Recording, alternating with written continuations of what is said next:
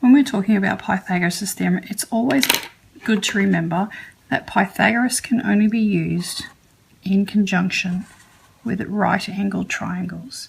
So if we have a read of this, Pythagoras' theorem states that in any right-angled triangle, the square of the hypotenuse is equal to the sum of the squares of the other two sides.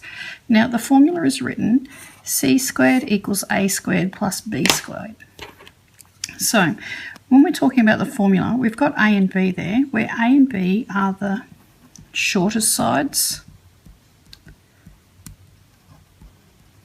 Sometimes we refer to these as the legs of the triangle, and C is always the longest side, and there's only ever one, and we always call this the hypotenuse. The hypotenuse is the longest side of the triangle and is always the side that is opposite the right angle. Now remember, we always refer to this as C. When we look at a triangle, the first thing we'll notice is this little box down here. That tells us that that box is 90 degrees and therefore it is a right angle triangle. If we're talking about the hypotenuse always being opposite the right angle, then we know that this is the hypotenuse, and therefore we know that that is going to be C. It doesn't matter where you put your A and your B when we're talking about Pythagoras' theorem. When we're trying to find the length of the hypotenuse, again we use the formula a squared plus b squared equals c squared. And it says, to calculate the length of the hypotenuse when given the length of the two shorter sides, substitute the known values into the formula. Now that is your formula. You should know that off by heart. So if we're going to use that in an example, let's have a look at worked example number 1. It says, for the triangle, calculate the length of the hypotenuse x, correct to 1 decimal place. This is actually telling you where the hypotenuse or which length is the hypotenuse. The first thing it's asked you to do, copy the diagram and label the sides A, B and C. Remember to label the hypotenuse as C. You'll use a ruler, but because I'm trying to save time, I'm just going to freehand draw it. Now remember, C is your hypotenuse. Again, it doesn't matter what you label those sides. However, C is equal to X, A is equal to 7, and B is equal to 4. So remember, stop the video at any time to fill your worksheet in.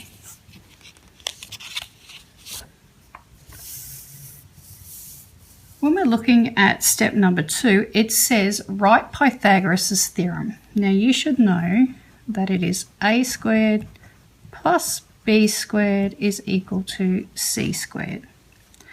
Substitute the values of a, b and c into your formula. Now remember, a was equal to 7, b is equal to 4 and c was equal to x.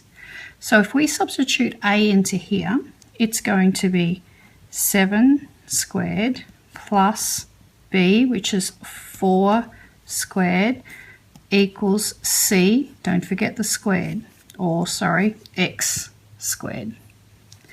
It says calculate x by taking the square root of 65. So if you're wondering where they got that from, remember 7 squared is 49 plus 4 times 4 is 16, which is equal to x squared. 49 plus 16 is 65, is equal to x squared. Now remember, your x is squared here, and we need to find out what x is equal to. So in order to find out what x is equal to, because we know that x squared is equal to 65, we have to use the opposite or the inverse of square, and that is the square root. And so the square root of 65 can be done on your calculator. The square root button is this one here. Square root 65 is equal to 8.0622577748. We're going to round that to one decimal place, and it is equal to 8.1.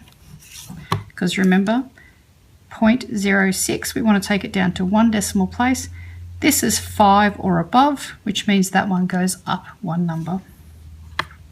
So stop your video now and fill in that part, and then we'll move on to the next one.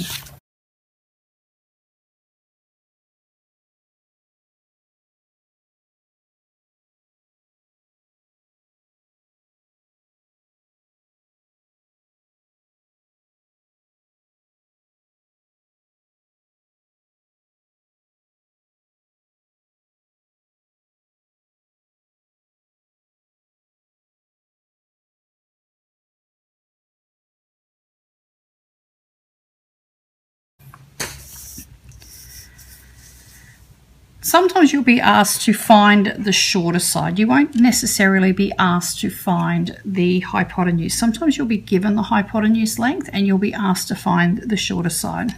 So in that case, we can still use c squared equals a squared plus b squared, or a squared plus b squared equals c squared, but we just change it around a little bit. You'll notice that when we've changed it around, there's two ways you can do it, because as I said, it doesn't matter which side you label A or B. So let's have a look at the example and see if this makes a little bit more sense. It says, calculate the length correct to one decimal place of the unmarked side of the triangle. First thing you need to do is you need to copy it. It doesn't matter which way you draw your triangle at this point. You can draw it exactly like it is there, or you can change it. Now, remember, here is your right angle. Directly opposite your right angle is C. Now, if you look at your example up here, this one here being C, then we know that C is equal to 14 centimetres. So, you've been told that the hypotenuse is equal to 14 centimetres. Again, it doesn't matter what you label here. So B is equal to, let's label that side X because we don't know what it is, and A is equal to 8 centimetres.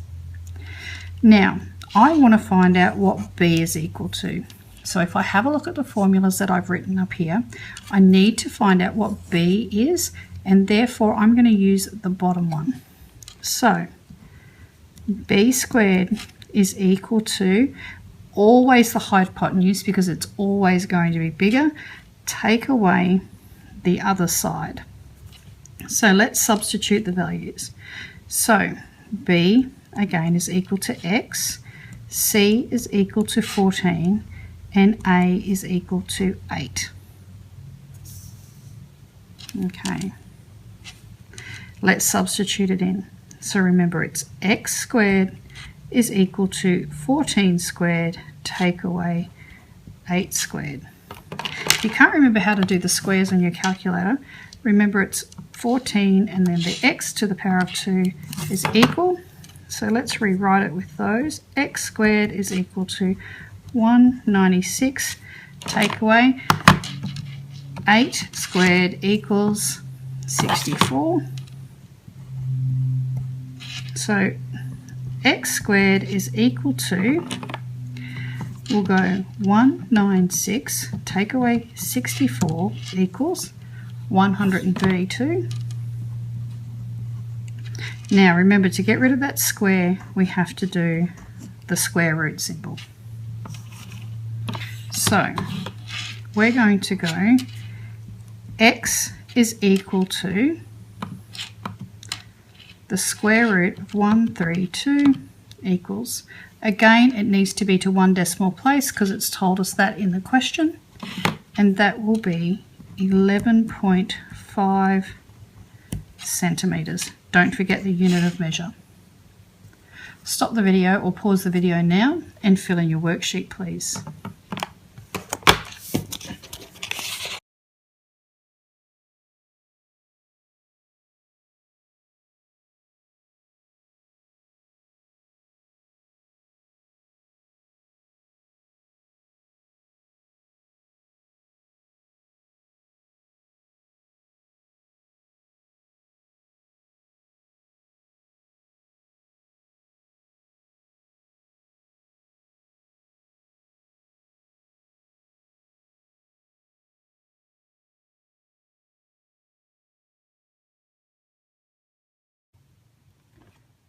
At the top of your sheet it says, in many cases we are able to use Pythagoras' theorem to solve practical problems. What that means is that in many cases you can use Pythagoras' theorem to solve problems from the real world. One of the examples at the bottom here is it says a ladder that is 4.5 metres long leans up against a vertical wall. The foot of the ladder is 1.2 metres from the wall.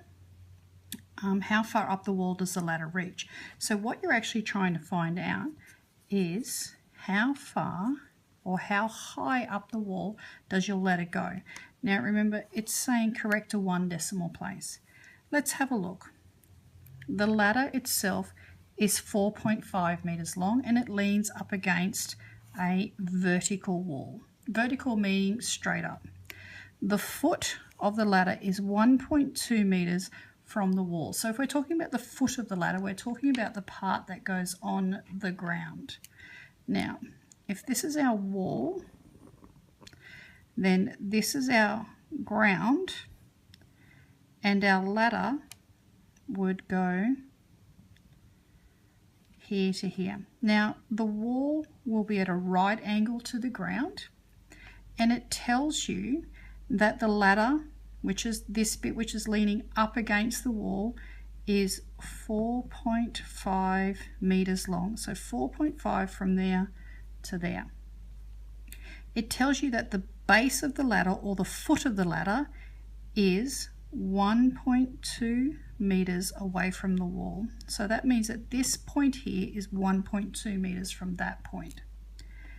When we're talking about Pythagoras or using Pythagoras, in this instance what we're going to do is we're going to say, here's my right angle. If I go across here, that means that this is my hypotenuse. This is going to be C is equal to 4.5 metres. This one here, remember, it doesn't matter what we label these. Let's label this one B this time, and let's make this one A. Because we don't have a measurement, let's call it X. Let's write our Pythagoras' theorem. Our unknown side, or the one we're looking for, is A. So if we're looking for A, it's A squared is equal to, always your hypotenuse, take away your other side because that is your longest side. Substitute the values of A, B and C into this rule. So we know that A is equal to X because we don't know how long it is. C is equal to 4.5 and B is equal to 1.2. Let's put it into our formula. So we have A is equal to X. So where I see the A, I'm going to write X, and it's a squared, is equal to, where I see C, I'm going to write 4.5 squared, take away B, which is 1.2 squared. I'm going to solve that one out, and I'm going to write 4.5 squared equals 20.25. So X squared is equal to 20.25. Take away, you'll notice I'm keeping all my decimal places until the end. 1.2 squared equals, take away 1.44. So X squared is equal to 20 or 20.25, take away 1.44 equals 18.81. To get rid of the square on my X, I'm going to use the square root symbol. If I do it to one side, I have to do it to the other. So X is equal to the square root of 18.81 equals. Again, it's asking me to go to one decimal place. Because this is 4 or under, I'm going to leave this one the same. X is equal to, or approximately equal to, 4.3, and the measurements are in metres. Don't forget to write it in a sentence. It is, therefore, The ladder reaches 4.3 meters up the brick wall. Remember to stop the video now and to fill in all the sections of that worksheet.